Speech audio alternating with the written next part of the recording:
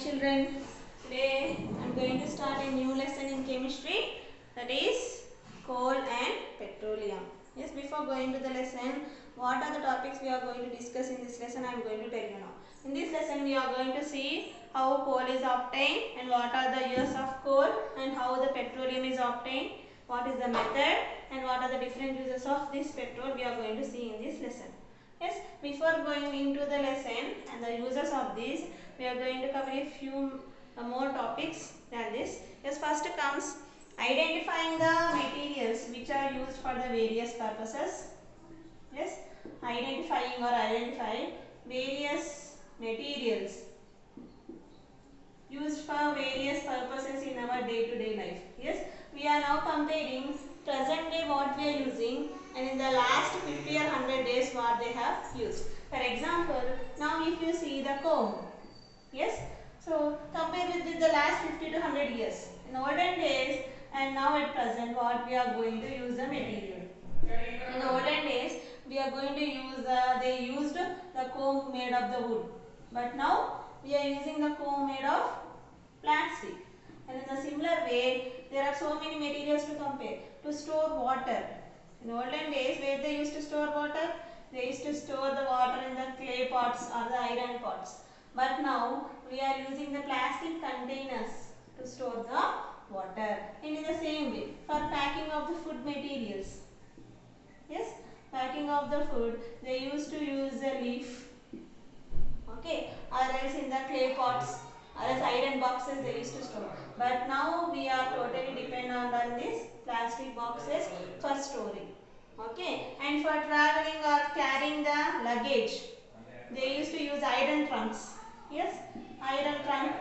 Now we are using the plastic briefcase. If you observe all these, nowadays we are totally dependent upon these plastic materials. Yes, but in olden days you can't see a word called plastic.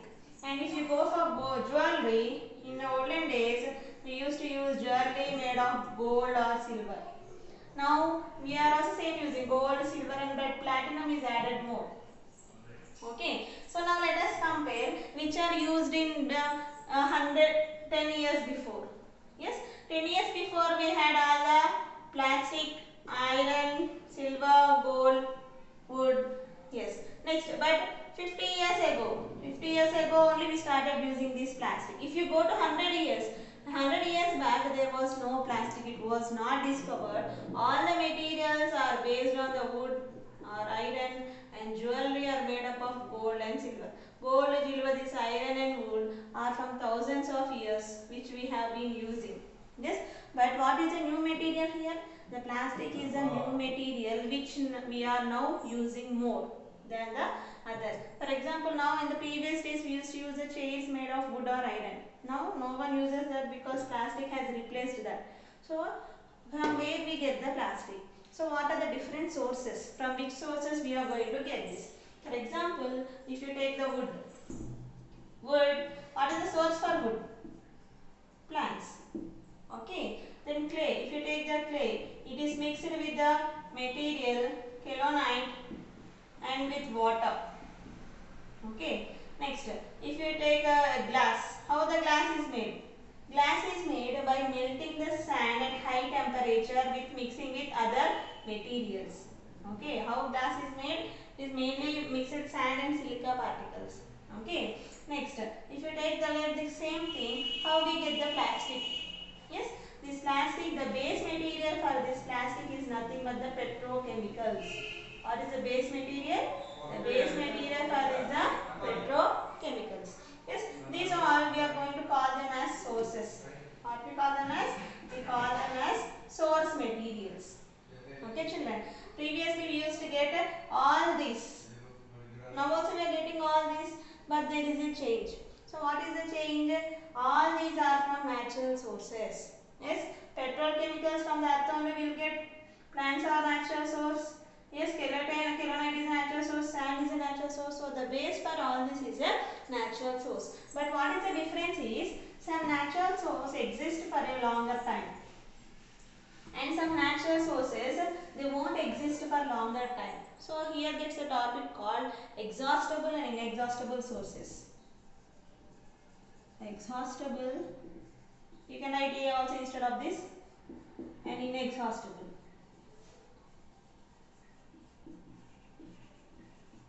Exhaustible and inexhaustible source. That makes its difference. Yes, exhaustible means if we are using that continuously, yes, after a few years they will complete. The sources are going to complete. The best example is here petrochemicals. If you are going to use these petrochemicals continuously, what happens after few years we are unable to find the petrochemicals in the ground because they will be completing if you are using continuously. Whereas inexhaustible source, even though if you are using in a wide range for many years, are not going to exhaust. Like solar energy, wind energy, tidal energy, geothermal energy. These are the different sources, yes, or as the biogas, okay, or are the biofuels. All these are inexhaustible, means they are not going to complete even though if we are using them. So you can see easily these exhaustible sources we are using more. Means petrochemicals is a base material for making the plastic, for getting the diesel, for getting the kerosene, yes, for getting the petrol. We are using these exhaustible sources. So what happens if you are using continuously? After 100 or 200 years they are going to get completed. But what we should do now? We have to concentrate on inexhaustible sources which are not going to complete even though we are going to use for the longer years. So now what happened? Slowly we are now using the petrochemicals which are exhaustible. Now we are slowly transmitting to these inexhaustible sources. Now we can see some of the cars are run by the solar cars, solar panels for electricity. Okay, so now we are opting for these inexhaustible sources. These are exhaustible means which will be completed, inexhaustible which won't be completed. For example, if you take the wind, yes, wind energy. This wind energy we can use it for windmills, yes, for moving the boats, for sailing on the oceans. For this sailing from long back onwards, so our ancestors also used this wind energy for traveling. Okay, so then how the windmills are used? These windmills, whenever they rotate, they will draw the water from the underground, or else they are used for the grinding the floor. Okay, these windmills, this is inexhaustible energy source. Even though if you are going to use for the longer time, this wind energy is not going to get exhaust because wind will be continuously flowing. Okay, and these are from long areas. I will show you the windmill diagram here which is in your book. Okay, here you can see the windmill diagram. Okay children, that is windmill.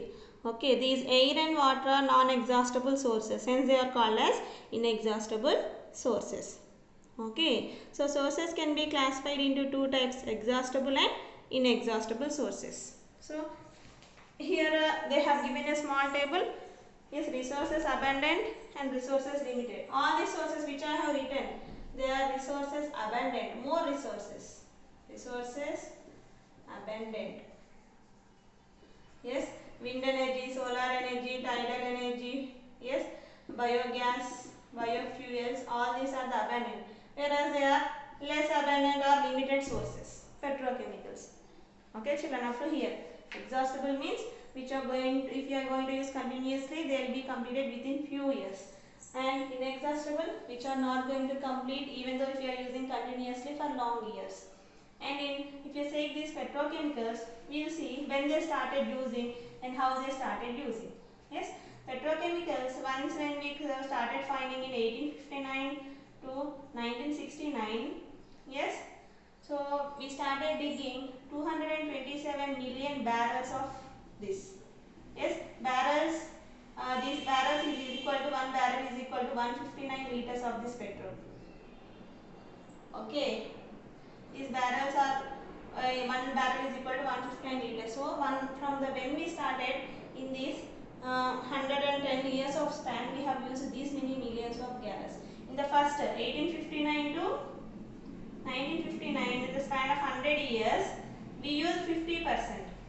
But 1959 to 1969, in the span of 10 years, we use the remaining 50%. You means you can see how how much we are using the petrochemicals. When we started these resources, finding out the resources, the usage was very less. We used only for limited sources. But once when we got how to use and how we made the engine, then we started using more and more. What happens if you are going to use this in such a manner? Means in about 100 or 200 years, the petrochemicals is going to get exhausted. Okay, children. That's why these petrochemicals are harmful. They release harmful chemicals into the air, gases into the air, which causes suffocation, okay, and damage to environment. That's why we have to look for these alternative sources which are inexhaustible and eco-friendly to the nature. So one of this is biodiesel. Okay, so one of these inexhaustible source is the biodiesel or biofuel, which is non-toxic and eco-friendly, which is non-toxic. How this biodiesel is obtained, I will explain now. Biodiesel, it is obtained from the plant sources or animal fat. Yes, they will mix these plant sources or animal fat with some chemicals to get this biodiesel, which we can use for the various purpose. Okay, and it is, as it is obtained from the nature, means it won't release any kind of chemicals and it is not a toxic. But what is the problem in biodiesel is, for getting the biodiesel we have to grow more crops which will produce biodiesel. If we use more amount of land, for example we are using more plants of this biodiesel, what happens? The food production decreases. If we want diesel, biodiesel, no, the crop production should be more, which is related to this biodiesel. But if you grow more plants, what happens? The food production decreases. Okay, biodiesel is good, but the production of this, it costs more and it occurs a lot of loss to the food production. Okay, children. And coming to the next class, in the next class we will see what is the, how we are going to get the coal and petroleum and the uses. And today's my question is, okay, this question I am going to ask in the Google Meet. So what is my question is, petrochemicals are used for wide ranges, I said. Yes, but you can search it in your book. Okay, there was three main products which are obtained from these petrochemicals. What are the three main products which are obtained from petrochemicals? That is my question. Three main categories or three main items has been obtained by these petrochemicals. What are the three main things? You can refer your textbook so that you can get the answer. Okay, children. In this class we have studied previously 100 years back what materials they used and now what we are using. Okay, what are exhaustible and inexhaustible sources, how petrochemicals has been derived, and how the biodiesel is produced, what are the uses and why we can't produce more. Thank you.